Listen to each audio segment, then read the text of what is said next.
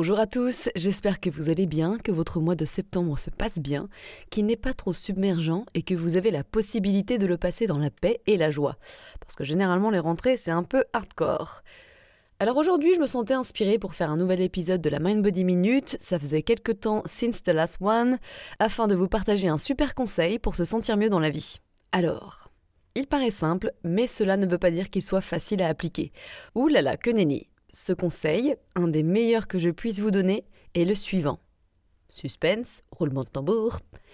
Ne croyez pas vos pensées. Don't believe the thoughts. Ne les croyez plus. Encore une fois, le mental peut être très utile pour s'organiser et avancer avec de nouveaux projets dans sa vie, pour apprendre, pour faire un régime quand on a pris trop de poids ou pour courir un marathon.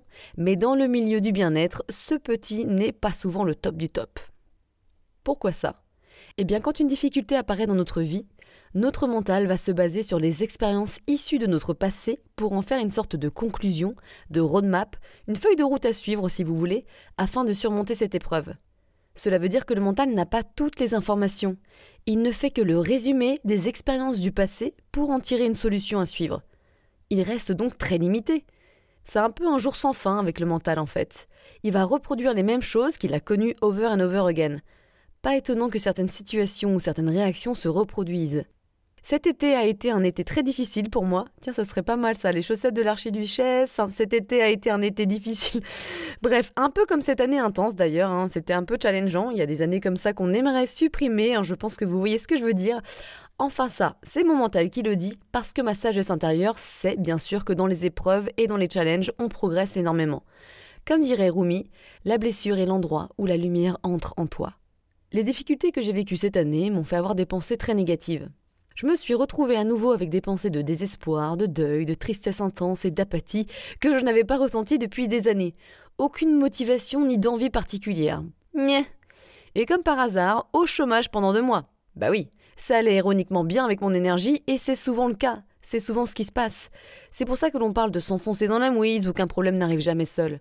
Quand ton énergie est très basse, elle va littéralement attirer des situations qui résonnent et sont de la même fréquence que ton énergie. Un cercle vicieux pardi.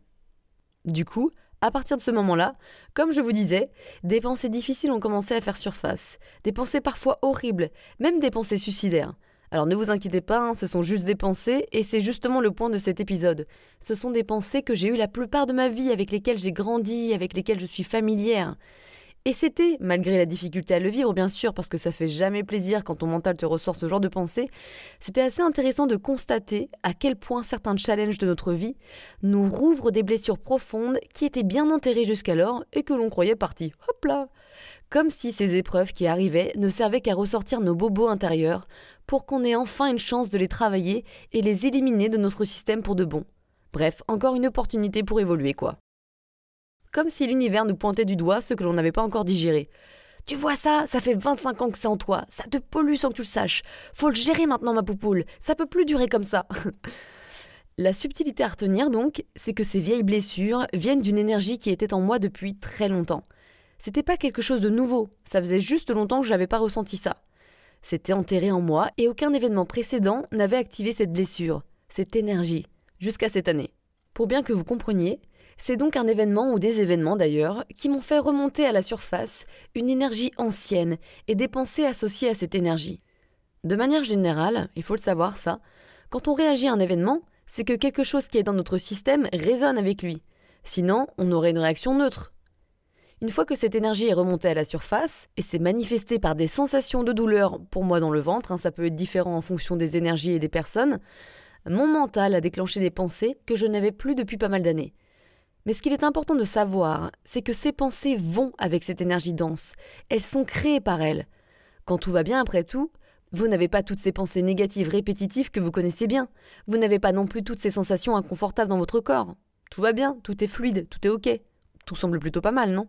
Du coup, c'était comme si toute mon évolution personnelle que j'avais faite depuis quelques années n'existait plus et que la vieille Léna reprenait le pouvoir. Mais ce qu'il faut vraiment comprendre, et j'insiste dessus, c'est que les challenges vont nous faire ressortir des vieilles blessures, non pas pour nous enquiquiner, mais pour que nous prenions enfin le temps de les travailler, de les ressentir et de les transmuter, de les digérer en fait, et de les sortir de notre système. Rappelez-vous donc ça, la vie et les challenges sont une opportunité d'évolution. Heureusement que j'en étais consciente, vraiment, ça aide à traverser les challenges, je peux vous dire. Et l'erreur que les gens font quand ils ont une épreuve qui arrive, c'est de croire en leurs pensées. Or, leurs pensées sont alimentées par l'énergie d'un programme du passé qui se trouve dans l'inconscient et se manifeste donc dans le corps. Si vous essayez de gérer le challenge avec juste la pensée et donc le mental, ça reste très limité, parce que cela est gouverné par l'ego meurtri et blessé. Le pauvre petit... Ça ne va pas vous aider à aller à la source du problème. Ça peut aider de manière momentanée, mais ça reste limité. La source se trouve donc dans le programme que vous avez, qui lui se manifeste dans le corps par des sensations. Je répète parce que c'est primordial. La source se trouve donc dans le programme que vous avez, qui lui se manifeste dans le corps par des sensations. Ça peut être n'importe quelle sensation, un nœud dans le ventre, de l'acidité dans le ventre, le diaphragme contracté, une pression dans le thorax, un nœud dans la gorge, une migraine. Bref, tout est possible et différent en fonction des gens. Quand on va mal, on a tendance à réfléchir à fond, à rester là-haut dans le mental à 100%, parfois même la nuit, afin de trouver une issue. On cherche toutes les solutions possibles, on imagine tous les scénarios, mais ça va garder notre système en surchauffe, en fight-or-flight, en combat-fuite. Vous restez donc en situation de stress, et quand vous êtes stressé, vous n'avez pas accès aux bonnes solutions. Vous n'avez même plus accès à la partie rationnelle de votre cerveau. Et oui, mon petit, pour avoir de la clarté, il faut d'abord aller à la source du problème et ressentir. Pourquoi je dis ressentir ? Parce qu'en fait, encore une fois, les réponses, surtout pour ce genre de sujet profond, existentiel, des challenges comme ça un peu durs, ne se trouvent pas dans le mental mais dans le corps. Sachez que l'intuition se trouve dans notre corps, notre cœur. La clarté vient après avoir été à la source du problème, c'est-à-dire après avoir coupé le mental et ressenti l'énergie dense à travers les sensations dans le corps. Les blessures, c'est un peu comme des petits enfants intérieurs, des petites blessures de l'enfant intérieur en tout cas, qui ont besoin d'être ressenties, écoutées, respectées avec compassion et amour. Personne ne vous l'a dit, je suis sûre, ça peut même paraître bizarre, mais si vous voulez une nouvelle méthode, la voici. Penser dans ce genre de situation avec ce niveau d'alerte du cerveau ne sert pas à grand-chose. En utilisant le mental, vous n'allez généralement faire que ressasser le passé, vous anéantir ou vous descendre encore plus, être hyper triste, hyper...